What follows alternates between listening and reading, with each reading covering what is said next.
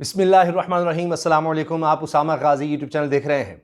वक्त कम, मुकाबला सख्त नजर आ रहा है। जैसे जैसे वक्त करीब आ रहा है, सेनेट इलेक्शन का जोड़ तोड़ की सियासत उरूज पर पहुंच रही है। हर कोई एक दूसरे से मिल रहा है, बातचीत हो रही है और इसी में कप्तान इमरान खान साहब ने खुद मैदान में उतरने का फैसला कर लिया है और अब वो खुद मुलाकातें करेंगे असेंबली मेंबरान से। ये एक बहुत अहम डेवलपमेंट है।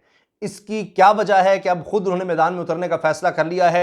और एक और बड़ा अहम सवाल यह है कि जहांगीर तरीन साहब आजकल कहां हैं और क्या कर रहे हैं इस सूरत हाल में, जब पहले उन्होंने हफीज शेख से बात भी की और पूरी तरह से उनको सपोर्ट की यकीन दहानी भी करवाई और फिर जाकर लोगों से मिलते भी रहे।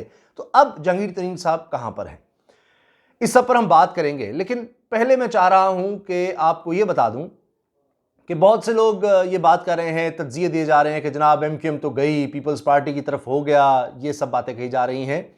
इनमें कितनी सदाकत है, क्या होने जा रहा है। और शहबाज शरीफ साहब की अब एंट्री हो नहीं रही, हो चुकी है।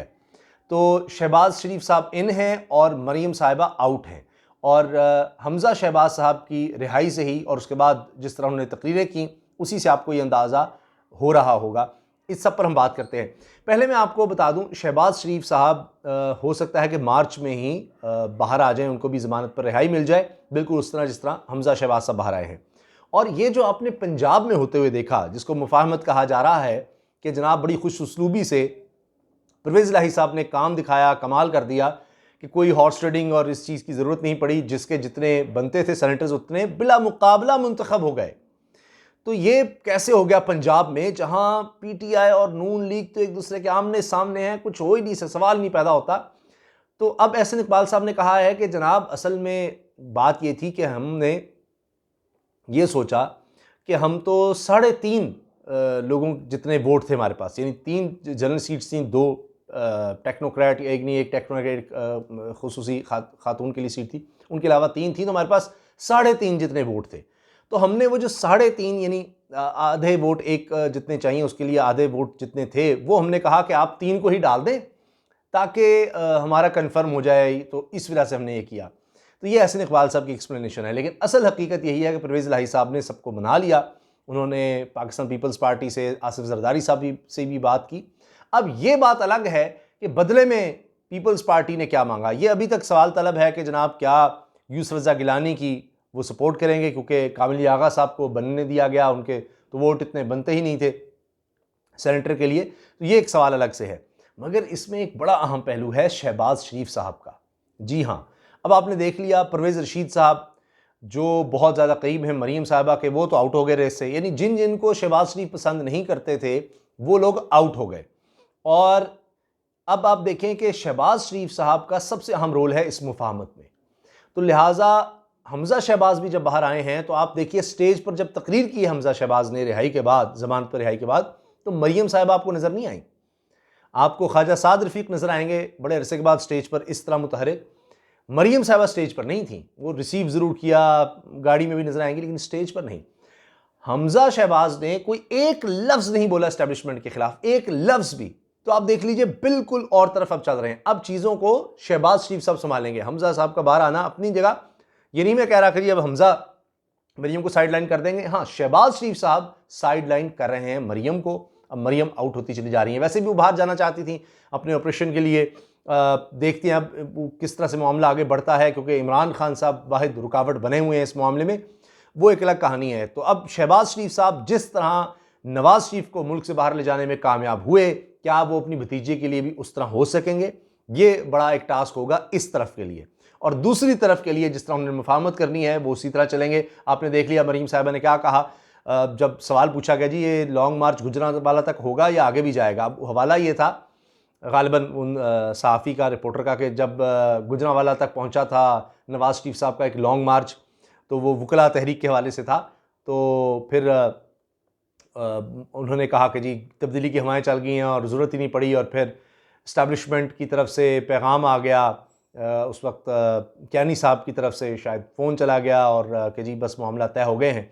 और जरदारी साहब उस वक्त सदर थे और बात तय हो गई कि जनाब इफ्तिखार चौधरी को रिस्टोर कर दिया जाएगा। तो बहरहाल वो हवाला था कि गुजरांवाला तक ही काम हो जाएगा। यानी अब फिर फ़ोन का कुछ हो सकता है, नहीं तो मरीम साहबा ने कहा कि जी हो सकता है लॉन्ग मार्च की नौबत ही ना आए। अब इससे मुराद ये है, इसमें वाज़ेह पैगाम है कि मरीम साहबा तो अब लॉन्ग मार्च में कुछ ख़ास देख ही नहीं रही, कुछ भी नहीं हो रहा। तो ये तो मैंने आपको बता दिया सारी इस तरफ की कहानी, जहाँ बड़ा कुछ कहा जा रहा है, पता नहीं क्या हो जाएगा और इमरान खान गए जनाब और सेनेट के बाद उनकी बारी आ जाएगी और ये सब कुछ। अब आ जाते हैं इत्तेहादियों की तरफ कि क्या गेम चल रही है। MQM कि पाकिस्तान पीपल्स पार्टी का वफ्द पहुंचता है और कहता है जी 2 सीटें हम आपको देते थे सेनेट की, 2, हमसे 2 सीटें ले लो बदले में, और साफ सबके सामने कह रहे हैं बदले में यूसुफ जागिलानी को इस्लामाबाद की सीट से हफीज शेख के खिलाफ आप वोट कर दें, ताकि इनके वोट अगर आ जाएंगे MQM के तो फिर तो मामला ही बड़ा आसान हो जाएगा।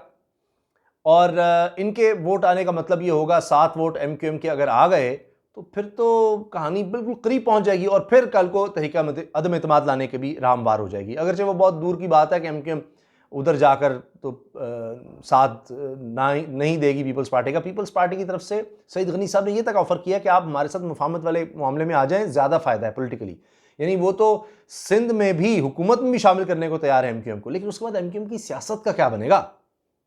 ये बात दुरुस्त है कि ज़हराना दिया हुआ था, उसमें PTI की तरफ से जो ज़हराना था उसमें MQM के वफ्द ने शिरकत नहीं की, इसलिए चहमगोइयाँ हो गई हैं कि एक तरफ पीपल्स पार्टी से मिल भी लिया और वहाँ पर फैसल सब्जवारी ने इतनी अहम बात कर दी कि जी अगर पंजाब में हो सकता है मुफाहमत के नून लीग और तहरीक इंसाफ से ज़्यादा तो एक दूसरे के आमने सामने कोई है ही नहीं इस वक्त जमाते, वहाँ वो मुफाहमत के तहत आराम से खुशउस्लूबी से बिला मुकाबला लोगों को मुंतखब करा सकते हैं, तो कुछ भी हो सकता है। तो लिहाजा उन्होंने कहा जी अब हम ये मामला अपने यानी कौंसल के आगे रखेंगे, राबता कमेटी के आगे रखेंगे। तो उन्होंने कोई वाज़ेह इशारा नहीं दिया पीपल्स पार्टी को, तो वो देखेंगे अपना पत्ते पत्ते सोच समझ के रखेंगे। मुझे ये लगता है कि MQM नहीं जाएगी पीपल्स पार्टी के साथ, और अगर चली भी गई मैं आपको बताऊं, चूंकि शेख रशीद साहब इसलिए कह रहे हैं कि जो इमरान खान से गद्दारी करेगा वो नुकसान उठाएगा, तो खदशा तो है, कुछ भी हो सकता है, MQM ये काम कर भी सकती है।